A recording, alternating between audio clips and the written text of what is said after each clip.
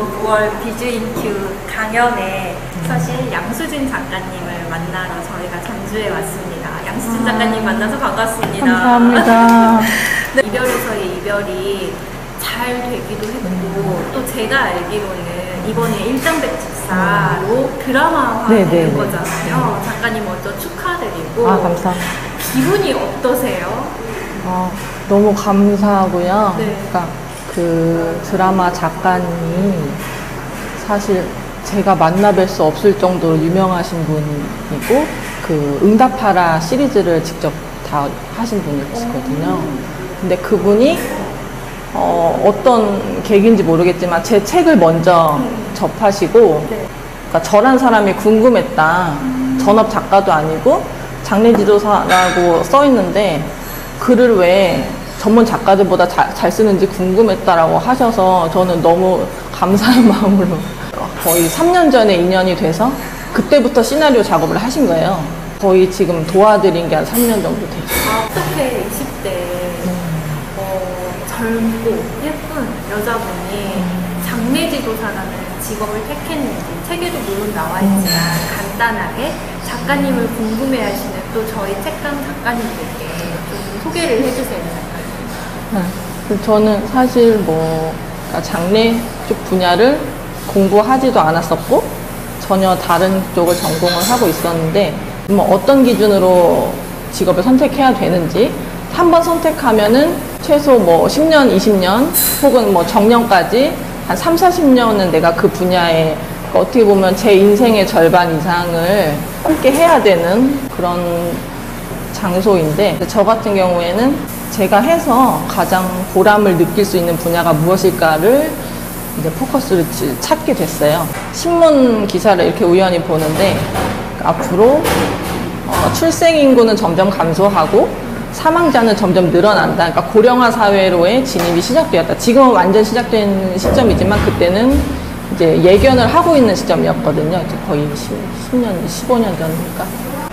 이제 실버 산업과 장례 쪽이 앞으로 유망하게 될 것이다. 하지만 20대 중반인 나이에서 그걸 선택할 수 있는 사람은 많지 않죠. 그래서 그 당시에 또 유명했던 책이 블루오션이었어요. 맞아요. 네, 블루오션이라는 책이 막 학교에서도 많이 쓰이고 하면서 그러면은 아무도 선택하지 않을 이 시점에 내가 먼저 뛰어들어서 경력을 쌓게 되면 나 스스로가 블루오션이 될 수 있겠다는 생각을 한 거예요. 물론 쉽진 않겠지만요. 아무것도 없이 연고도 없고 아는 사람도 없고 진짜 맨몸으로 혼자 시작해야 되는데 그런 걸 감수하고서라도 20대에 그 분야에 도전할 가치가 있다고 생각했어요.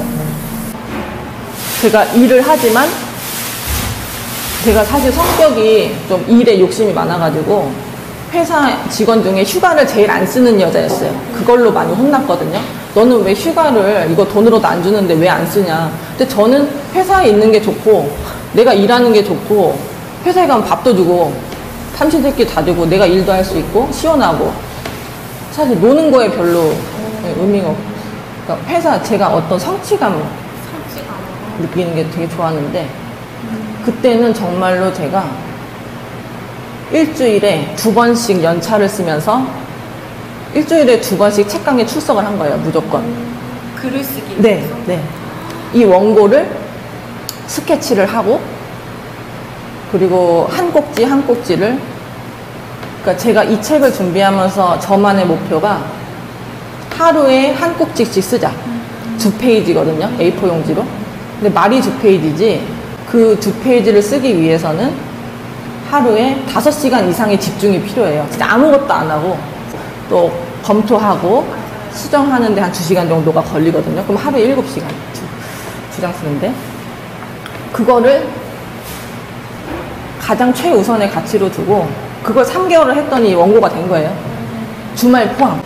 그러니까 제가 쓰고자 하는 욕구도 엄청 강했지만 그 책강이라는 그 프로그램 만드셨잖아요. 그 코칭 프로그램을 만드시면서 만약에 제가 그 코칭이 없이 나 혼자 있으면 이 정도로 빠른 시간에 단시간에 이 정도의 퀄리티가 나왔을까? 저는 절대 불가능하다고 생각해요. 이번에 또 비즈인큐 무대에 서시잖아요. 3일날. 어떤 내용을 좀 얘기하고 싶으세요? 아마 거기에 많은 후배 작가님들 네. 또 작가가 되고 싶어서 책강에 오시는 분들이 굉장히 많아요. 네. 네. 저처럼 그러니까 책을 쓰기 직전의 단계, 그런 많은 고민, 갈등을 하고 계신 분들한테 꼭 해주고 싶은 말이, 제가 처음 연구생이 돼서 첫 강의를 이정훈 대표님이 직접 해주셨어요. 그때 거의 1시간간의 강의 들었는데 딱 한 문장만 기억에 남아요. 여러분들이 쓰면 책이 되고 안 쓰면 책이 되지 않습니다. 그 말. 그러면은 쓰면 책이 되는 거고 안 쓰면 아무 일도 일어나지 않는다는 거고, 또 그건 내가 쓰면은 이게 책이 된다는 거잖아. 근데 왜 안 써? 라는 생각이 든 거예요. 이거 무조건 써야 되겠다. 이 에피소드에서 작가님 스스로 마음을 추스려야 했던 일들이 너무 많았을 텐데 네. 이걸 덤덤하게 써내기까지 네. 마음이 어떠셨어요? 진짜 원고 작업을 시작하면서 제가 이렇게 눈물이 많은 사람인지 몰랐어요. 책강 프로그램에 참여하게 되면서 대표님이 그런 말씀을 하셨거든요. 코칭 들어가기 전에. 그러니까 자기를 코치라고 생각하지 말고 나는 너의 첫 번째 독자다. 나는 독자로서 너한테 의견을 줄 거고,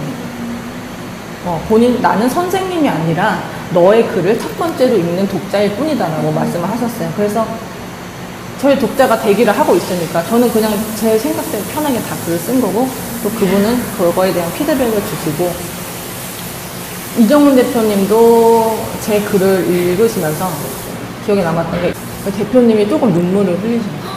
그 와중에 어떤 글을 읽는데. 그래서 내 이런 눈물과 내 감정이 글로써 타인에게 전달될 수 있구나라는 경험을 제가 하게 된 거예요. 그게 굉장히 저한테 큰 자산이에요. 한 문장 쓰고 또 눈물 닦고. 근데 이걸 누가 알아주겠어 싶은 거예요, 쓸 때는. 근데 막상 이 글이 세상에 나가니까 사람들이 제가 울었던 그 파트에서 똑같이 우시는 거예요. 그게 되게 저한테는 진짜 어떤 것과도 바꿀 수 없는.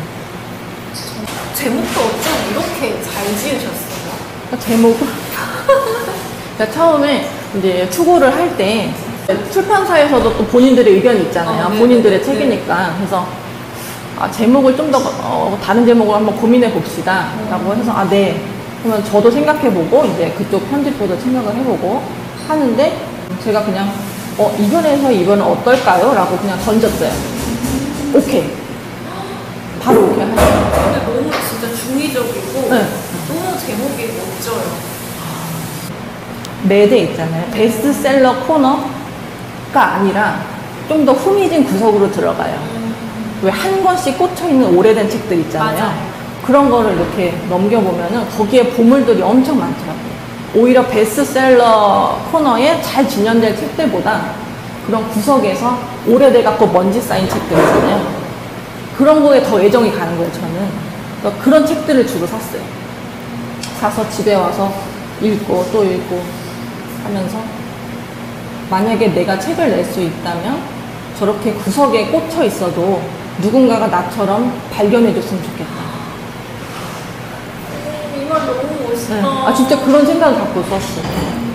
그래서 정말로 인기가 없어져서 구석에 꽂힌 책이더라도 누군가가 이걸 발견하고 진짜로 읽어줬으면 좋겠다는 기도를 많이 하면서 썼고. 이번에 강의에서 핵심 뭐 말하고 싶으세요? 진짜. 오시는 분들이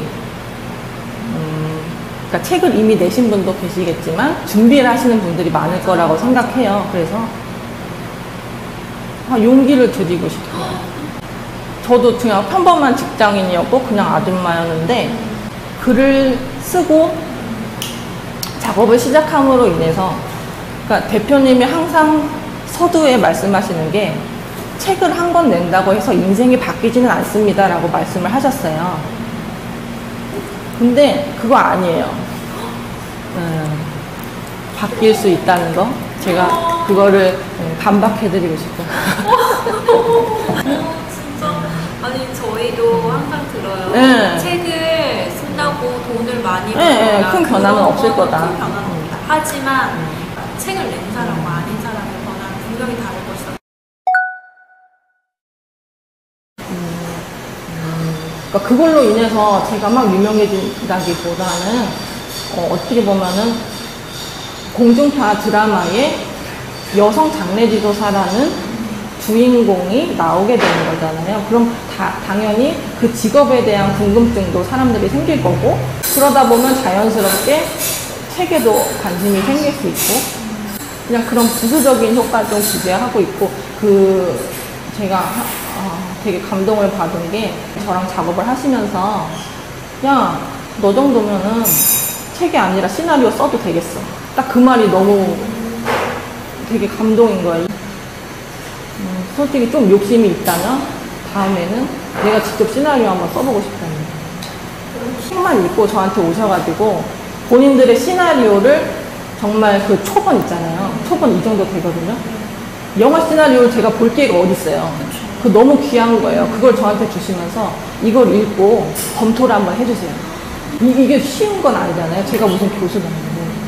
근데 정말 읽으면서 다 이렇게 수정해드리고 그런 작업 해드리면서 영화 시나리오라는 걸 제가 또 처음 접하고, 아, 이것도 내가 한번 나중에 해볼 수 있겠다라는 새로운 꿈이 생겼다는 게 저한테 큰 자산이에요. 저도 전혀 기대하지 못했던 거잖아요. 사실 이런 전개가. 그러니까는 사람이 제가 뭐 직장 생활을 하면은 제가 이력서를 내고 지원을 하게 되고, 연애를 하게 되면은 이제 외모로서 판단을 하게 되겠죠. 근데 나는 작가고 책으로서 남들이 나와 연계되는 거예요. 작가만 누릴 수 있는, 이제는 강연을 할 수 있다는 이유가 나는 이 경험을 했고, 이로 인해서 나는 실제로 이런 변화를 겪었다라는 거, 그냥 그 사실을 말씀해 드리는 거예요. 제가 어떤 뭐 과장하거나 부풀리거나, 아니면 뭐 제가 희망 전도사도 아니고. 그런데 저는 진짜 제가 있었던 일들을 그대로 책을 썼고, 책이 나왔고, 그 이후에 내가 의도치 않은 이런 변화들을 겪게 됐다라는 거. 그냥 이 팩트만 전달해 드려도 충분히 용기가 될 것 같아요. 9월 3일 디즈잉큐 강연회에서 만나 뵙겠습니다. 감사합니다.